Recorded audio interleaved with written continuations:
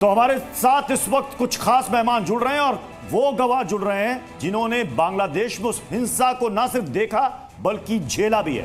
हमारे साथ हैं आशीष पाल जो कि बांग्लादेश में हिंसा के गवाह हैं और राजू दास जो कि महंत हैं हनुमानगढ़ी के, वो भी हमारे साथ जुड़ रहे हैं। मुफ्ती नदीमुद्दीन जुड़ रहे हैं जो कि अध्यक्ष है ऑल इंडिया उलेमा काउंसिल के। सबसे पहले आशीष पाल जी, मैं आपके पास आ रहा हूं। आशीष पाल जी, अगर आप मुझे सुन पा रहे होंगे तो बताइए कि क्या हुआ था आपके साथ और कैसे आपकी जान बची वहां? जी, 18 जुलाई की 18 तारीख को मैं यहाँ से जा रहा था बांग्लादेश के प्रोग्राम के लिए। 2 बजे रात को हमने जब हमारी बस जब ढाका की जात्राबाड़ी में पहुँची तो हमारी बस पर अटैक हो गई। अटैक होने में कम से कम 4 से 5 हज़ार लोगों की भीड़ था। वो लोग बस में तोड़फोड़ की, लाठी डंडा ईंटा पत्थर वगैरह से वो लोग हमला कर रहे थे, जिससे हम यात्री जितना थे 10 से 12 हम लोग घायल हो गए। वहाँ हम लोग सब खून में से लथपथ हो गए थे। बहुत मुश्किल से हम लोग वहाँ से जान बचाए। वो बस वाले जो हैं अपना काउंटर में हम लोग को ले गए। 2:30 बजे रात से लेकर के 7 बजे तक हम लोग को अंदर बंद करके रखे सुरक्षित के लिए। उसके बाद वहीं से एक दूसरी गाड़ी मिली जिससे हम वहाँ से कोलकाता निकल करके आए, अपना धरती में आ करके अपना जान को सुरक्षित समझे। तो आशीष पाल जी ने अपनी गवाही जी न्यूज़ पर दी है और हमारे माध्यम से आपकी गवाही पूरी दुनिया तक पहुंच रही है। राजू दास जी, मैं आपको भी जोड़ना चाहूंगी। आशीष पाल जी ने जो दर्द बयां किया और सोचिए वो मंजर कैसा रहा होगा, भयावह मंजर इनके सामने रहा होगा। और वो सिर्फ अकेले नहीं हैं जिनके साथ इस तरह की कोई दुर्घटना वहां पर हुई है, और ऐसे बहुत से हिंदू हैं जो वहां पर अभी भी फंसे हुए हैं और मदद की गुहार लगा रहे हैं। देखिए, मैं निवेदन पूर्वक देश के यशस्वी प्रधानमंत्री जी से मांग करता हूँ, माननीय देश के यशस्वी गृह मंत्री जी से मांग करता हूँ कि वहाँ जो हिंदू जल रहा है, उनके मठों को तोड़े जा रहा है, जिस प्रकार से उनका माँ बहन बेटियों की इज्जत लूटी जा रही है, जिस प्रकार से चुन चुन कर सिर्फ हिंदुओं को ही आरक्षण के नाम पे टारगेट किया जा रहा है, विश्व बिरादर क्यों मौन है, क्यों शांत है? तत्काल माननीय प्रधानमंत्री जी की, गृह मंत्री जी की तत्काल इसको संज्ञान में लेकर और ठोस कदम उठाना चाहिए। जी, ठीक है। मैं आशीष पाल जी राजू दास जी आपके पास मैं लौटूंगा, लेकिन आशीष पाल जी ये बताइए कि इस वक्त बांग्लादेश में क्या मंजर है, क्योंकि आप वो सब कुछ झेल कर आए हैं, किसी तरीके से अपनी जान को बचा कर आए हैं। जो वहां पर हिंदू परिवार रह रहे हैं, जो महिलाएं रह रही हैं, जो हमारी बहनें वहां पर रह रही हैं, क्या उनकी इस वक्त स्थिति है वहां पर? जी, यहाँ से जो मैं न्यूज़ देख रहा हूँ या मेरा जो परिचित वहाँ है उनसे जो फ़ोन पे बात हो रही है, उससे तो उन लोगों की हालत बहुत खतरनाक है। वो लोग बहुत मुश्किल से वहाँ हैं और हम तो अपना जान बचा करके आ गए हैं। ये भगवान का बहुत बड़ा दया है कि आज हम आप लोगों के सामने जीवित बैठे हुए हैं, नहीं तो हमारी बचने की वहाँ कोई उम्मीद नहीं था। इस तरह की अटैक हमारे गाड़ी में हुई थी। महिलाओं की क्या हालत है वहाँ पर? जैसे वहाँ न्यूज़ में, यहाँ का न्यूज़ में देख रहे हैं, या तो जो हमारी परिचित वहाँ है उनसे कांटेक्ट हो रहा है, उन लोग बहुत ख़राब स्थिति में है। सब घर छोड़ के भागे हुए हैं, कोई जंगल में है, कोई कहीं है, किसी से तो बात भी नहीं हो पा रही है। आशीष पाल जी, आपने अपनी आप बीती हमें सुनाई। अब हम आपसे ये जानना चाहेंगे, आपके यकीनन कुछ जानने वाले लोग ऐसे होंगे जो वहाँ पर अभी भी फंसे हुए हैं, क्या कोई मदद उन तक पहुँच पा रही है? क्या वहाँ पर ऐसे कोई राहत शिविरों को तैयार किया गया है जहाँ पर हिंदू जा सकें किसी भी तरह की मदद के लिए? कोई हेल्पलाइन नंबर्स? जिन्हें वहाँ हमारे साथ हम 6 इंडियन वहाँ थे, हम तो पहले आ गए थे, बाकी 5 जो हैं वो लोग भी इंडिया आ चुके हैं। अच्छा, आपके साथ वहां पर और भी कुछ लोग वहां पर गए थे? आप वहां पर किसी कंपनी में आप काम करते? जी जी जी। तो आपके साथ सिर्फ झारखंड के ही लोग थे या फिर अन्य राज्यों के थे, यूपी, उड़ीसा? जी नहीं, मेरे साथ उड़ीसा का 1 थे या कोलकाता के 4 थे। हम झारखंड रांची से टोटल हम लोग 6 आदमी थे। सारे लोग लौट गए वापस या कुछ लोग अभी भी फंसे हुए हैं वहां? जी नहीं, फंसे हुए नहीं है, हम तो पहले आ गए थे, वो 5 भी आ गए हैं। जी। अच्छा, वहां पर जो कहा जा रहा है, सेना कह रही कि सब कुछ कंट्रोल में है, आपको वहां पर क्या लगा? क्या वहां पर वाकई में चीजें कंट्रोल में है? अगर कंट्रोल में होती तो वहां पर घर क्यों जलाए जाते, मंदिर क्यों तोड़े जाते? जरा बताइए वहां का मंजर। यार ऐसा तो नहीं लगता है सर कि वहाँ सब कंट्रोल में है। कहने के लिए तो कह रहे हैं, लेकिन हमको तो लगता है कि वहाँ कुछ भी कंट्रोल में नहीं है। आशीष पाल जी, आप वहां पर कितने वक्त के लिए थे और कब से आप वहां पर थे, और कब वहां पर स्थितियां बदलनी शुरू हुई और हिंदुओं के लिए खतरा बढ़ता चला गया? जी मैं वहाँ 4 साल से था, 2020 से। लेकिन उस समय तो उतना कुछ खतरा हम लोग को नहीं लगता था, कोई दिक्कत नहीं था।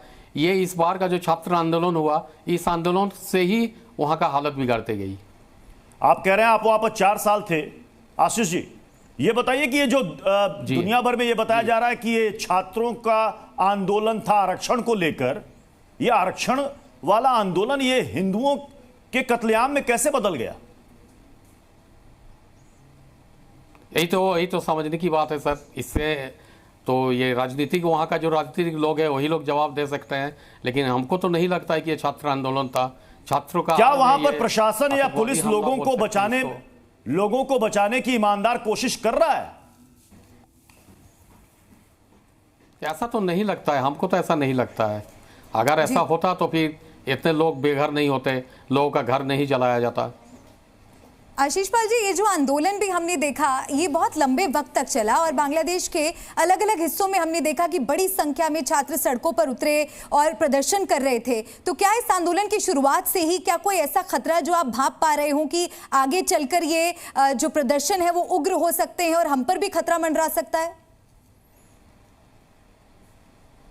नहीं, एक्चुअल मैं उस समय वहाँ नहीं था जिस समय आंदोलन शुरू हुई थी। उस समय मैं इंडिया में था, लेकिन 18 तारीख को मैं यहाँ से लौट रहा था बांग्लादेश के लिए। उस समय हम एक दिन के लिए फेस किया था। जी अच्छा, वहां पर बांग्लादेश में इससे पहले भी हिंदुओं पर हमले होते रहे, लेकिन अब मास बेसिस पर नरसंहार हो रहा है। जी आपने कभी यह खतरा पहले भी महसूस किया होगा? जी पहले थोड़ा मोड़ा, जी नहीं पहले महसूस नहीं हम लोग किया, क्योंकि हमारा जो कंपनी है वो हम लोग को पूरा सेफ्टी देती थी। हम लोग वहाँ सुरक्षित थे, कंपनी की तरफ से हम लोग बहुत ही आराम से थे, कोई दिक्कत वहाँ हम लोग को नहीं होती थी। और हम लोग इंडियन थे, इसीलिए हम लोग पर कोई दिक्कत नहीं था। वहाँ का लोकल लोग जो है वो लोग के साथ जो भी हो, लेकिन हम लोगों के साथ कोई दिक्कत ऐसा नहीं था। आशीष पाल जी, 4 साल एक लंबा वक्त होता है, आपने वहां पर बिताया है। आपका वो बीते 4 सालों का अनुभव कैसा रहा है, और जब आज आपने बांग्लादेश में ये स्थिति देखी तो कैसे आपको बदलाव नजर आया और कितने वक्त में ये बदलाव आपने महसूस किया? जी 4 साल मैंने वहाँ बिताया, लेकिन पहले हम कुछ महसूस नहीं किए। ऐसा नहीं लगता था, एक भाईचारा जैसा ही लगता था। लोग अच्छे व्यवहार करते थे, अभी भी फ़ोन से लोग अच्छा ही व्यवहार करते हैं, क्योंकि हम लोगों के साथ ऐसा परेशानी नहीं थी। वो लोग का जो भी था वो लोकल लोगों के साथ, ये हम कुछ नहीं बोल सकते इसके विषय में, लेकिन हम लोगों के साथ कोई परेशानी नहीं थी। तो ये भीड़ जो है, जो कि सब कुछ बर्बाद करने पर आमादा है, ये कौन लोग हैं? ये तो हमने तो सर आपको बताएं कि 18 तारीख को रात 2 बजे हमने जो देखा, 4-5 हजार आदमी का भीड़ ने हमारी गाड़ी पर अटैक किया। अब वो लोग कौन है, क्या है, उनके पास क्या क्या हथियार थे? क्या क्या हथियार थे उनके पास? उस भीड़ के पास लाठी, डंडा, तलवार, ईंटा, पत्थर, ये तो था। आपको चोट भी आई थी क्या उस दौरान? जी हाँ, हमको भी चोट आई थी। हमारा गाड़ी में हम लोग 10 से 12 पैसेंजर थे, सबको चोट आई थी। अच्छा, पत्थर फेंके गए थे बस पर? तलवार चलाई गई थी? जी जी बहुत हाँ, तलवार चलाई गई थी, लाठी डंडा से मारा पीटा गया था। जी वहां से निकाला किसने वहां से आप लोगों को? वहां से वही बस कंपनी ही हम लोगों को निकाला। 3-4 पुलिस की गाड़ी आई सायरन बजाते हुए, तब वो भीड़ इधर उधर हो गया।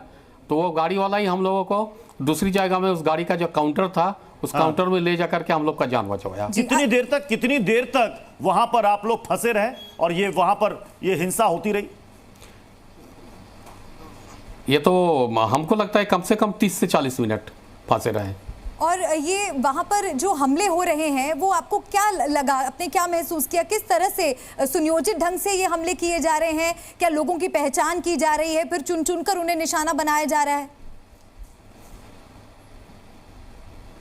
ये तो वहाँ का जो लोकल लोग हैं वो लोगों के साथ तो ऐसा हो रहा है, लेकिन हम लोग इंडियन जो वहाँ थे हम लोग के साथ ऐसा कुछ नहीं होती थी। लेकिन वहाँ लोकल जो लोग हैं वो लोग के साथ तो ऐसा ही कुछ झमेला वो लोग को लग रहा है। हिंदुओं को क्यों टारगेट किया जा रहा है, क्यों लग रहा है आपको? क्या हिंदुओं को भगाना चाहते हैं वहां से कट्टरपंथी? ये लगता तो ऐसा ही है, ये तो दुर्भाग्य है जी। ऐसा तो नहीं होना चाहिए, टारगेट लेकिन किया लगता जा रहा ऐसा ही रहा है। मंदिरों को भी टारगेट किया जा रहा है। जी जी जी। वो अच्छा, तो दोबारा आप ही वापस लोग का जाना चाहेंगे? न्यूज़ चैनल की मार्फत। हाँ, नहीं कभी नहीं, हम तो अब नहीं जाना चाहेंगे, कभी नहीं जाना चाहेंगे। और अभी आप कैसा यहाँ पर महसूस कर रहे हैं? क्या अभी भी आपके मन में कोई डर है, किसी तरह का भय? नहीं नहीं, अभी मेरे मन में कोई डर नहीं है, लेकिन जिस दिन अटैक हुई थी उस दिन हम बहुत डरे हुए थे। हमको नहीं लग रहा था कि हम अपना देश वापस जाएंगे, अपना बीवी बच्चा से मिल पाएंगे। लेकिन वहाँ से जब हमने भारत में कदम रखा तो हम अपने आप को सुरक्षित समझा। अभी हमारे पास कोई डर नहीं है, क्योंकि हम अपना घर में, अपना देश में हैं। आशीष पाल जी, आपके घर में कौन कौन है परिवार में? परिवार में मेरी वाइफ है, एक बेटे हैं, एक बेटी है, बेटी की शादी हो गई है। तो जब आपको भीड़ ने घेर लिया था तो क्या उस वक्त आपके दिमाग में चल रहा था कि क्या आप सुरक्षित घर वापस लौट पाएंगे या नहीं, अपने परिवार वालों से मिल पाएंगे या नहीं?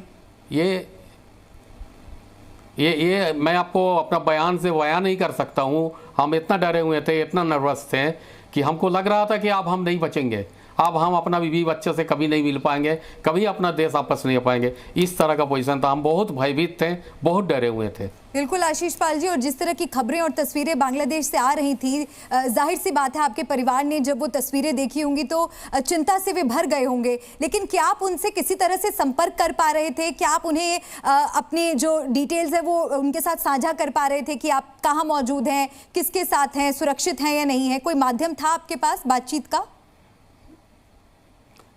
जी हाँ, मोबाइल के द्वारा हम कांटेक्ट में थे, लेकिन हम अपने घर पे हमारा बेटे या पत्नी से हम कांटेक्ट नहीं कर रहे थे, क्योंकि वो लोग चिंतित हो जाता। मैं अपना बेटी की कांटेक्ट में था, बेटी से ही हमको बात हो रही थी। हम उसको पल पल की खबर दे रहे थे और उनको हम रिक्वेस्ट भी कर रहे थे कि बेटा मम्मी को मत बताना, नहीं तो वो बहुत परेशानी में पड़ जाएगी। इसी तरह जब आपके साथ आशीष जी ऐसा हुआ, आपने कहा कि उस हिंसक आंदोलन के पहले आप किसी तरह से, भगवान का शुक्र है कि आप वहां से निकल पाए। अब जो वहां पर मंजर है आशीष जी, आपको लग रहा है कि वहां पर हिंदुओं की सुरक्षा हो पाएगी? ऐसा तो जैसे न्यूज़ चैनल में यहाँ हम देख रहे हैं, हमको तो बहुत अफसोस है इस बात की कि हिंदुओं के साथ जो हो रहा है ऐसा तो नहीं होना चाहिए। लेकिन ऐसे बहुत से लोग हैं आशीष पाल जी चाहिए जी, जिनके परिजन अभी भी वहां पर फंसे हो सकते हैं, और आपको जी न्यूज़ पर देखकर उन्हें एक राहत की उम्मीद जरूर नजर आई होगी, एक आशा की किरण उनके मन में जगी होगी। आप क्या संदेश उन लोगों को देना चाहेंगे? क्या वो कर सकते हैं ये सुनिश्चित करने के लिए उनके परिजन वहां ठीक हैं या नहीं? जी, उनको तो सर्वप्रथम भारत सरकार की से मदद की लेने की जरूरत हमको लगता है कि होनी चाहिए, कि हमारे जो लोग फंसे हुए हैं उनको वहाँ से निकाल दें। लेकिन हमको लगता है कि हमारा आसपास में जितना लोग थे वो सब निकल चुके हैं। आप जहाँ पर रहते थे बांग्लादेश में आशीष जी, वहाँ पर आपके कई जानने वाले होंगे जो भारतीय होंगे, जो हिंदू होंगे, उनसे अभी भी आप संपर्क में होंगे। वो क्या बता रहे हैं इस वक्त, उन पर क्या बीत रही है वहाँ? नहीं, वहाँ हम लोग गेस्ट हाउस में रहते थे, और हमारे साथ जो 5 थे वो लोग इंडिया रिटर्न हो चुके हैं। अच्छा, बाकी लोगों से आपका कोई संपर्क नहीं था? कंपनी की गेस्ट हाउस में रहते थे जी। नहीं, संपर्क तो था, लेकिन अभी एक दिन काल ही वो लोग रिटर्न आ गए हैं। जी, जिस कंपनी में आप वहां पर काम करते थे, आप 4 साल वहां पर रहे, क्या कंपनी की तरफ से आप लोगों को कोई मदद वहां पर की गई? जब स्थितियां वहां बिगड़ती चली गई तो क्या उनकी तरफ से कोई कदम उठाए गए आप लोगों की सुरक्षा के प्रति? जी, कंपनी की तरफ से कोई दिक्कत नहीं थी। कंपनी बहुत अच्छी थी, कंपनी हम लोगों का बहुत सेफ्टी देती थी, सब तरफ से हम लोग को हेल्प करती थी। लेकिन ये झमेला जिस वक्त हुआ उस समय में कंपनी में था ही नहीं, क्योंकि हम छुट्टी बिता करके यहाँ से लौट रहा था, रास्ते में ही हमारे साथ हादसा हुआ, वहीं से मैं लौट गया हूँ। तो आपकी तरह वहाँ पर कई सारे भारतीय भी वहाँ पर काम करते हैं, कई सारे स्टूडेंट्स भी हैं, सारे लोग वापस आना चाहते होंगे? जी हाँ, हमारे कंपनी में जो 5 लोग थे वो लोग तो रिटर्न आ चुके हैं। कल ही वो लोग रिटर्न आए।